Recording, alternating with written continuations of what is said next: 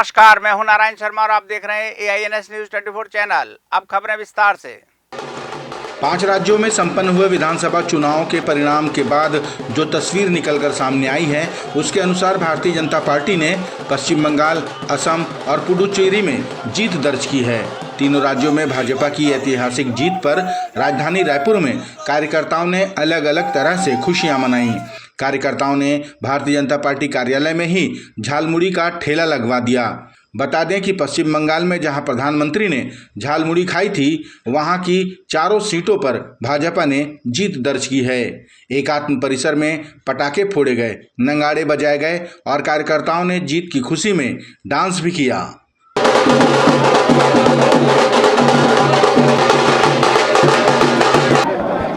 पश्चिम बंगाल तो वर्षों से इसकी बाट जो हो रहा था, वहाँ का राजनीतिक चरित्र जिस तरीके से हर चुनाव में, और देख लीजिए निर्मम हत्याओं की भेंट चढ़ जाता था, वहाँ पर मतदाताओं को घर से निकलने नहीं दिया जाता था। एक तरीके से वहाँ पर आम जनता के मतदान की आज़ादी को समाप्त करके रखा था तृणमूल कांग्रेस ने, और उसके पहले की भी सरकार, तो उससे आज मुक्ति मिली है।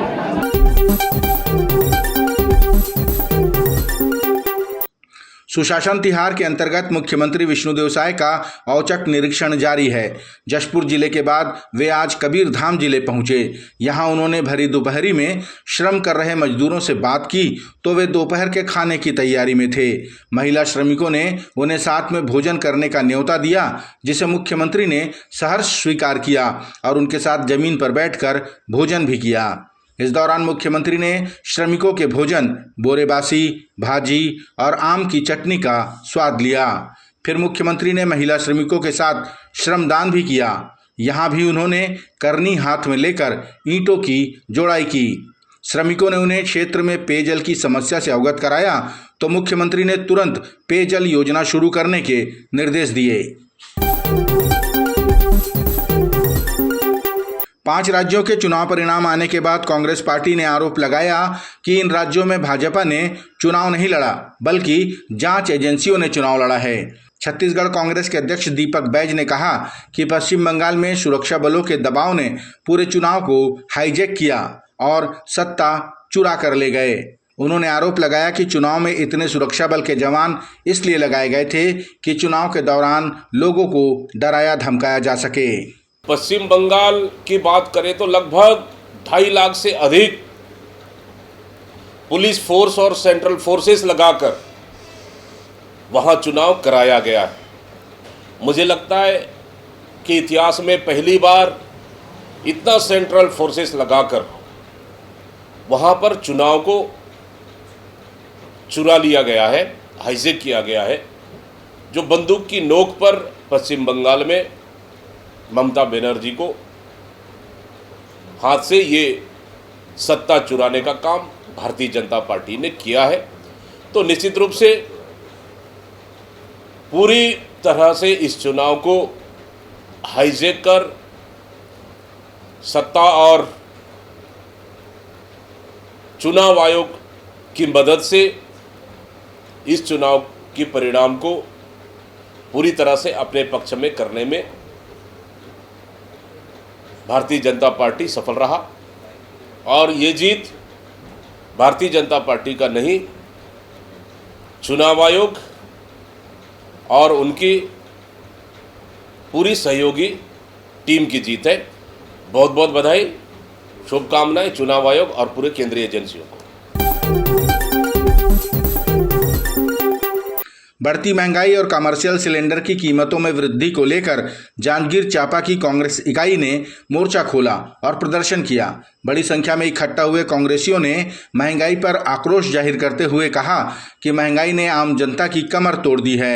इसके अलावा कमर्शियल गैस सिलेंडर में हुई 993 रुपये की वृद्धि ने छोटे दुकानदारों और व्यापारियों पर आर्थिक बोझ और बढ़ा दिया है।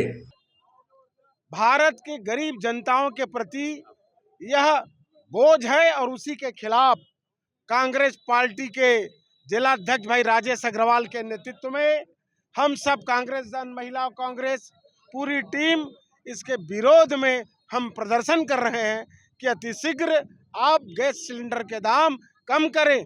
इसके पहले जिस समय 400-500 रुपये गैस सिलेंडर था तो हमारी दीदी स्मृति ईरानी कंधे पर उठाकर प्रदर्शन करती थी। आज 3300 रुपये से अधिक कीमत पर गैस सिलेंडर लेने के लिए भारत के नागरिकों के प्रति इस प्रकार से कुठाराघात कर रही है। कांग्रेसी नेताओं ने चेतावनी दी कि सिलेंडरों के दामों में कमी नहीं की गई तो आंदोलन को और तेज किया जाएगा। जिस तरह से कमर्शियल गैस का दाम बढ़ रहा है, हम महिलाओं को महंगाई का सामना करना पड़ रहा है। आज गैस सिलेंडर की वजह से हमारी रसोइयाँ नहीं जल रही है, हमें लकड़ी पे खाना बनाने के लिए मजबूर कर दी है आज केंद्र की सरकार। तो कहाँ है वो स्मृति ईरानी, कहाँ है बीजेपी के नेता जो महंगाई का गाना गाते रहते थे। और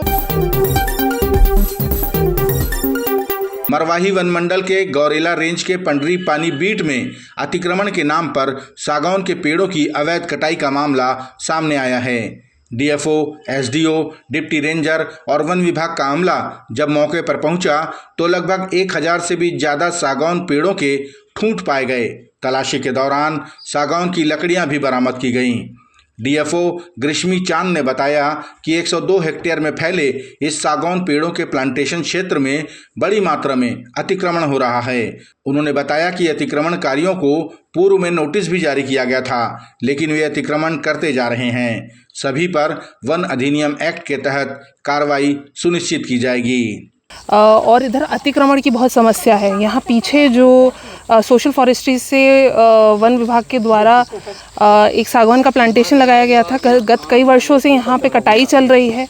इसमें हम लोगों ने यही सल्यूशन निकाला था कि यहाँ पे अतिक्रमण हटे, तो जिसकी हम लोग 3 नोटिस दे चुके हैं। अंतिम नोटिस भी हम देंगे और विदिन 7 डेज़ हम लोग इसको खाली कराएंगे इस क्षेत्र को। आज हम लोग आए हैं तो हम लोगों ने घरों में देखा है तो घरों के अंदर जलाऊ फॉर्म में और लट्ठों फॉर्म में और हर कार्य के लिए, इसको निस्तारी के लिए यहाँ पे लकड़ी का प्रयोग ये लोग कर रहे हैं। इसी को आज हम जब्त करके और जिसका गिरफ्तारी होगा उनको गिरफ्तार करके कोर्ट चालान करेंगे। प्रदेश के उप मुख्यमंत्री अरुण साव ने गरियाबंद नगर पालिका क्षेत्र में 44 विकास कार्यों का भूमि पूजन कर नगर वासियों को 8,15,98,000 रुपए के विकास कार्यों की सौगात दी। इन विकास कार्यों में नालंदा परिसर, सीसी सड़क, नाली और सामुदायिक भवन जैसे कार्य प्रस्तावित हैं। उप मुख्यमंत्री ने कहा कि जनप्रतिनिधि जनहित के प्रस्ताव लेकर आएं, स्वीकृति तुरंत दी जाएगी। मैं उधारी और बही खाते पर विश्वास नहीं रखता। इस मौके पर भंडारगिरा निगम के अध्यक्ष चंदूलाल साहू, पूर्व सांसद चुन्नीलाल साहू, लालिमा ठाकुर, अनिल चंद्राकर, आसिफ मेमन, गप्पू मेमन समेत राज्य विधायक रोहित साहू विशेष रूप से उपस्थित थे। नया नगर पंचायत होने के कारण हमारा ये नगर स्वच्छ, सुंदर और सुविधापूर्ण बने, इसके लिए राज्य सरकार लगातार सहयोग कर रही है। नया कार्यालय भवन बने, इसके लिए 50 लाख रुपए देने की घोषणा की है। नगर में अन्य विकास कामों के लिए 1 करोड़ रुपए और देने की घोषणा की है। साथ ही जल आवर्धन योजना 21 करोड़ रुपए की लागत से बहुत जल्दी कोपरा के लिए स्वीकृत होगा। तो निश्चित रूप से कोपरा हमारा स्वच्छ, सुंदर और सुविधापूर्ण बने, इसके लिए हमारी सरकार प्रतिबद्ध है और मैं कोपरा वासियों को बहुत बधाई और शुभकामनाएं देता हूँ। छोटे से एक्सीडेंट के नाम पर वसूली करने और हेलमेट से पत्रकार पर हमला करने वाले आरोपी को गोल बाजार पुलिस ने गिरफ्तार कर लिया। प्राप्त जानकारी के अनुसार पत्रकार शांतनु राय ऑफिस से सुबह 4 बजे लौट रहे थे, तभी फूल चौक के पास अचानक एक रिक्शे के मोड़ने पर टक्कर हो गई। रिक्शा चालक और सवारी तो चली गई, लेकिन बजरंग चौहान नामक व्यक्ति एक्सीडेंट का सेटलमेंट कराने की बात कहते हुए 10,000 रुपए की मांग करने लगा और गालियां देते हुए पत्रकार पर हेलमेट से हमला कर दिया। पत्रकार के भाई की रिपोर्ट पर गोल बाजार पुलिस ने आरोपी को गिरफ्तार कर लिया। 5 राज्यों में हुए चुनाव के परिणाम के बाद सबसे चर्चा में रही झालमुड़ी। ये बंगाल की डिश है जो वहाँ काफ़ी प्रचलित है। प्रधानमंत्री मोदी ने भी अपने चुनावी दौरे के दौरान झालमुड़ी का स्वाद चखा था। राजधानी रायपुर में चुनाव परिणाम के दिन वित्त मंत्री ओपी चौधरी के घर के बाहर झालमुड़ी का स्टॉल देखा गया। साथ ही भाजपा दफ्तर में भी झालमुड़ी बांटी गई। वित्त मंत्री ओपी चौधरी ने कहा कि भाजपा की सरकार के कार्य ही उसे विजयी बनाते हैं। जबकि कांग्रेस एक डूबती नाव है। भारतीय जनता पार्टी के लिए हर जगह का परिणाम अत्यंत सुखद है और कांग्रेस के लिए ये पुनः साबित करने वाला है कि कांग्रेस एक डूबती नाव है और किस तरह से देश के अलग अलग कोनों में तेजी के साथ डूब रही है। भारतीय जनता पार्टी नरेंद्र मोदी जी के नेतृत्व में प्रो इनकम्बेंसी भारत की राजनीति को दी है। जहां भारतीय जनता पार्टी की सरकार रहती है इतना अच्छा काम होता है कि वहां पे सरकारें रिपीट करती है। इसका उदाहरण अभी पुडुचेरी में भी फिर से स्थापित हुआ है। असम में जहां पे हम लोग 2011 में 5 सीट पे हुआ करते थे, वहां हम 126 में से 5 सीट पे हुआ करते थे, वहां पर हैट्रिक जीत होने जा रही है। लगातार 15 साल तक फिलहाल भारतीय जनता पार्टी की सरकार वहां सुनिश्चित होने जा रही है और 126 सीट पे हम लगभग सेंचुरी मारने जा रहे हैं। ये थे आज के प्रमुख समाचार। आप देख रहे थे हमारा लोकप्रिय यूट्यूब चैनल AINS न्यूज़ 24। अब हमें इजाज़त दीजिए, कल तक रोजाना की ताज़ा खबरों के लिए आप देखते रहिए हमारा लोकप्रिय यूट्यूब चैनल। हमारे यूट्यूब चैनल को लाइक, सब्सक्राइब और बेल आइकॉन का बटन दबाना ना भूलें। नमस्कार।